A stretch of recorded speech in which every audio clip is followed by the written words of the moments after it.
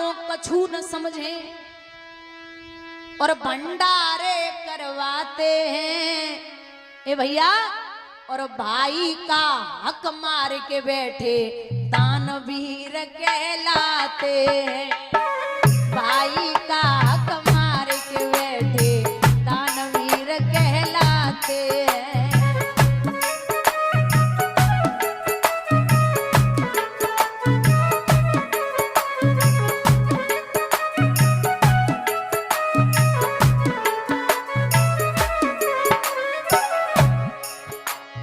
छोटे भाई का हक मारा,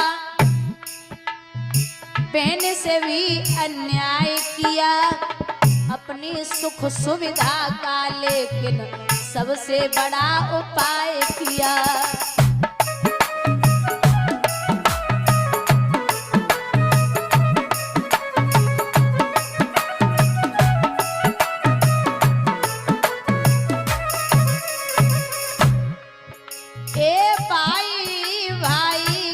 दुश्मन कैसे यहाँ बन जाते हैं। भाई का हक मार के बैठे दानवीर कहलाते हैं।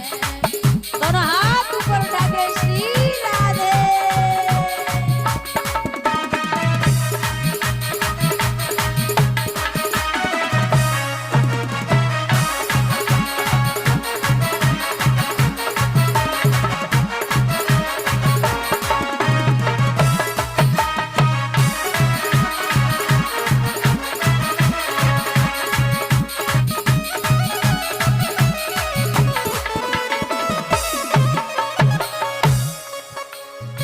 जिसने जन्म दिया और पाला, उंगली पकड़ चलाया है।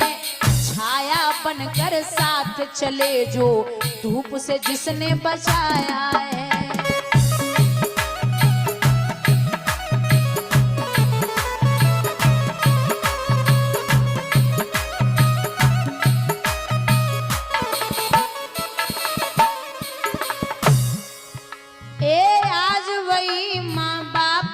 अपने कैसे आंख दिखाते हैं।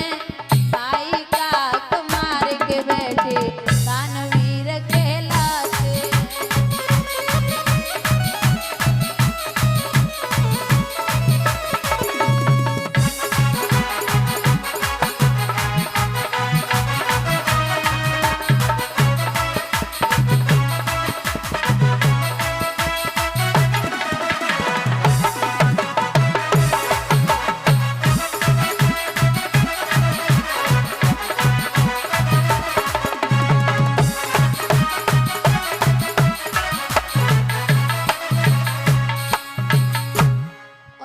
बड़ी प्यारी है।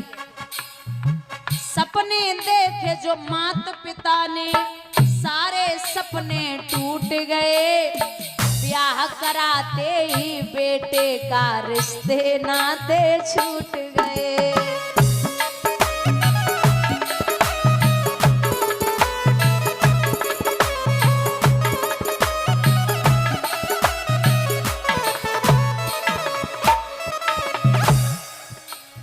भैया जब तक लड़का कुंवारा रहे तब तक माँ बाप को कभी नहीं कहता कि हमें अलग होना है।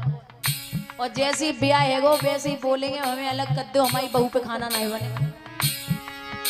ए बेटा अलग है और बाप अलग है, अब कैसे ये नाते हैं। भाई का हक मार के बेटे वीर कहलाते हैं।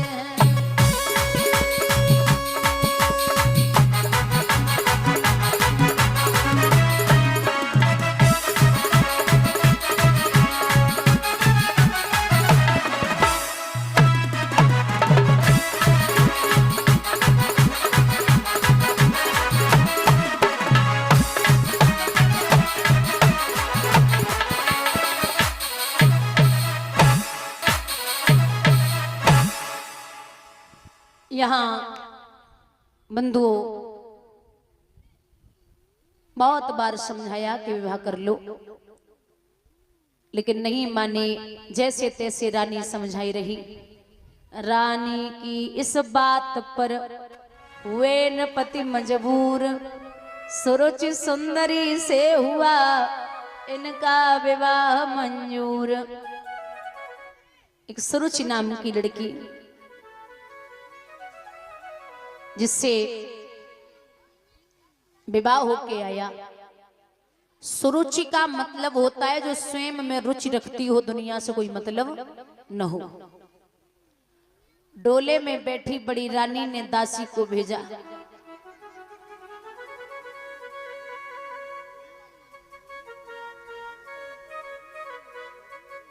और दासी को भेज के जवाब दिया कि हमारी छोटी बहन को सम्मान के साथ में लेके आ। पहुंची है दासी, आरती उतारी, चलिए बहन आपको आपकी बड़ी बहन ने बुलाया है। कौन बड़ी बहन? आपके राजा की जो पहले वाली रानी है।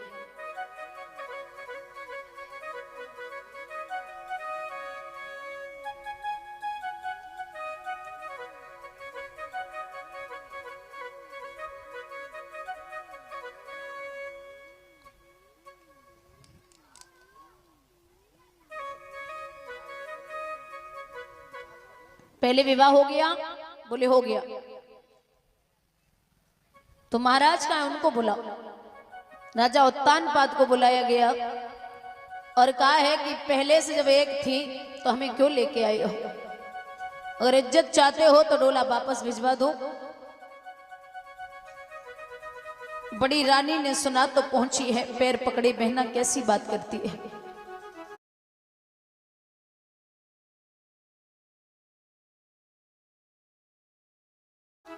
राजा उत्तानपाद बोले, बड़ी रानी ने सुना तो पहुंची है, पैर पकड़े, बहना कैसी बात करती है। राजा उत्तानपाद बोले कि बावरी मत बने,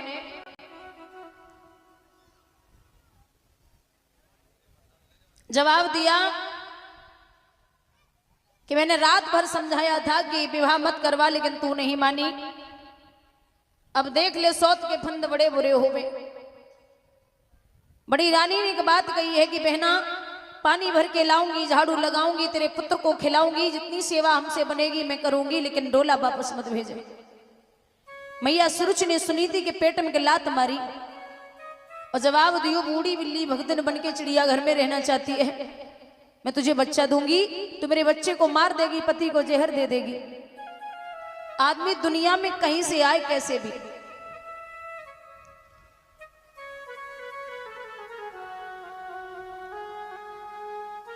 आदमी दुनिया में कहीं से कैसे भी आए, हर जगह से तकलीफ झेल लेगा, लेकिन जब अपनों की ठोकर लगती है ना तो तकलीफ झेलने की सामर्थ्य नहीं रहती। ये तकलीफ बड़ी बुरी होती है। एक काम वाली थी, उसके बेटे को हीरा मिला। उसने वो हीरा अपनी मैया को दिया और जवाब दिया, देख मां जे हीरा है। मैया ने वह हीरा को चारों तरफ से देखो, बाको का पता कि जे हीरा है। सबा ने देख के और लंबो फेंको, कहां से उठाई लाओ जो कांच का टुकड़ा है। बेटा चला गया और जाकर के वो काम वाली ने वो हीरा उठाया और सुनार के पास पहुंची। बोले भैया देख जो जे हीरा है। सुनार ने वो हीरा को चारों तरफ से देखो, विचार किया है तो हीरा, लेकिन अगर हमने जैसे कह दी कि जे हीरा है तो हमसे लाखों रुपए ले लेगी। सुनार ने वो हीरा को लंबो फेंको, जवाब दियो कहां से उठाई लाई जो कांच का टुकड़ा है। काम वाली चली आई, सुनार उस हीरे को लेके जौहरी के पास पहुंचा। अब आप खुद जानते हैं कि जौहरी से ज्यादा हीरे की परख कोई नहीं जानता। हीरा बहुत मजबूत होता है, कभी टूटता नहीं है। लेकिन वो जौहरी जब उस हीरे को देखता है तो विचार किया कि अगर मैंने सुनार से कह दिया कि हीरा है तो हमसे लाखों रुपए ले लेगा। तो वो जौहरी ने चारों तरफ से देखो, लंबो फेंको तो हीरा के एक से दो टुकड़ा है गए। हीरा कभी टूटता नहीं है। दो टुकड़े हुए तो एक व्यक्ति खड़ा खड़ा देख रहा, बोले क्या बात है, कामवाली ने फेंका आप नहीं टूटे, सुनार ने फेंका आप नहीं टूटे, आप मजबूत भी हैं, मतलब टूटते तो हैं ही नहीं, लेकिन आप क्यों टूट गए जब ये जोरी फेंक रहा है? तो हीरा जवाब देता है कि बीरन, न कामवाली जानती थी कि मैं हीरा हूं, न सुनार जानता था कि मैं हीरा हूं, लेकिन ये जोरी बहुत अच्छे से जानता है कि मैं हीरा हूं। जब अपने ही पहचानना बंद कर दें तो दुनिया में टूटने के अलावा कोई ठिकाना नहीं है। बोलिए गोविंद भगवान की। राजा बोले, मैं किस्मत की बात करता हूं कि तेरी किस्मत में अगर पुत्र होता तो जरूर आता। इतना तूने सब कुछ करा दिया, दूसरा विवाह करा दिया। और विद्वान ने बड़ी प्यारी लाइनें लिखी हैं कि एक वृक्ष की दो डाली पर किस्मत जुदा जुदा है। ये भैया, एक डाली जाए हवन में, एक से जली रही चिता, डाली जाए।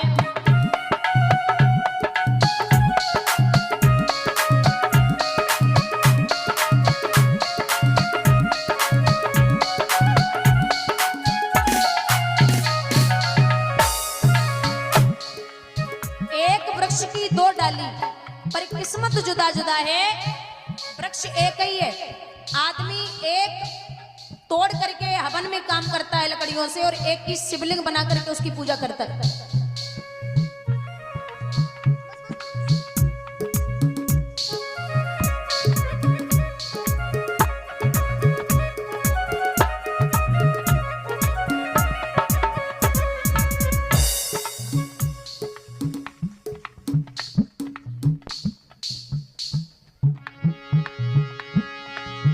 एक पत्थर के दो टुकड़े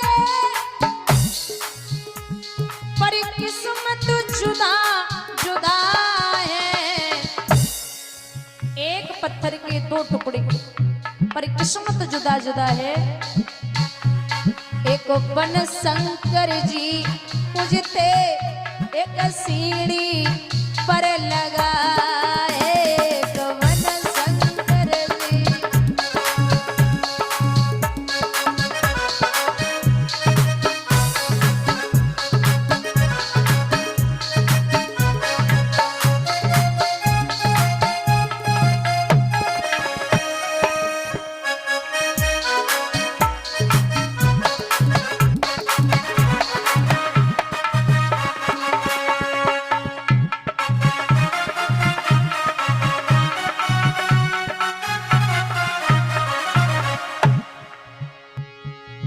एक राजा के दो बेटे, ए भैया, पर किस्मत जुदा जुदा है। एक राजा के दो बेटे पर किस्मत जुदा जुदा है। एक झूले पालने में, एक पत्तों पर पड़ा।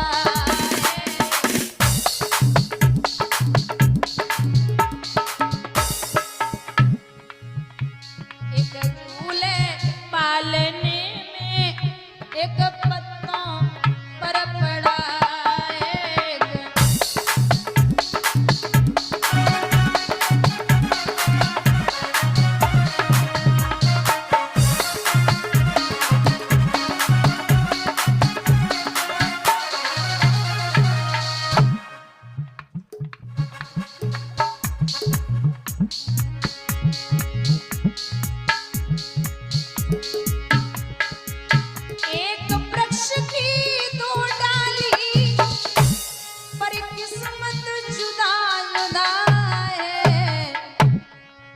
डाली जाए हवन में, एक से जली रही चिता।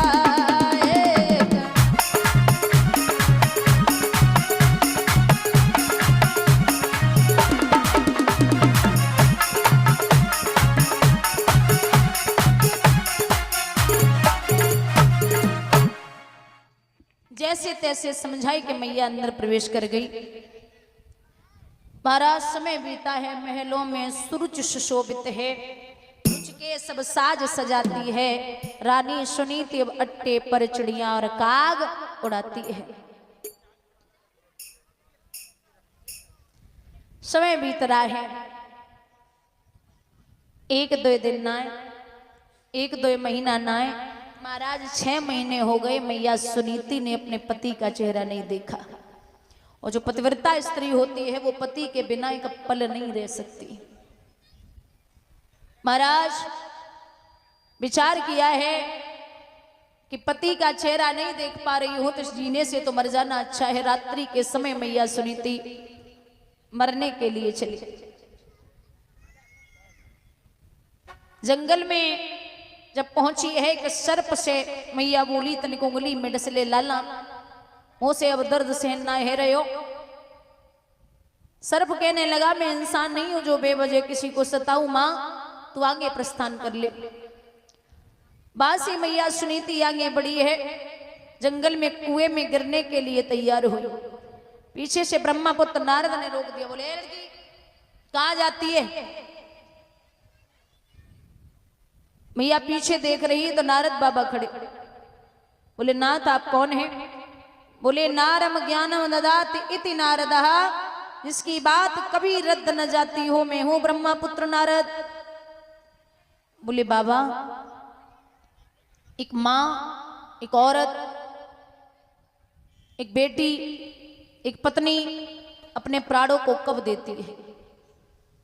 बाबा बोले एक बात बता, हमारे सवाल का जवाब दे दे। सवाल क्या है। सवाल ये है कि का वर्षा थोड़ी वही के कहूं गो किसान और सही खेत बंजर पड़े कहा रची भगवान। मैया बोली बाबा ना वर्षा थोड़ी वही ना कहूं गो किसान और खेत बीज ओढ़ तो नहीं सुनिए संत सुजान। अच्छा तो कोई बेटा नहीं है। बोले हाँ बाबा पुत्र नहीं हुआ तो मरने आ गई। अरे वो बावरी लौट जा। बोले नहीं बाबा बिना पुत्र के वापस नहीं जाऊंगी। बाबा बोले कि लला का मैं झोली में पड़े जो उठाए के पकड़ाए थे, नहीं हुआ तो नहीं हुआ, इससे मरने से क्या मिलेगा, लौट जा। बोले नहीं बाबा। बाबा नारद बोले अगर मैं कह दूं कि पुत्र हो जाएगा तो तू मान सकती है। जवाब दो बाबा। अब पता चलो कि संत भी झूठ बोलने लगे।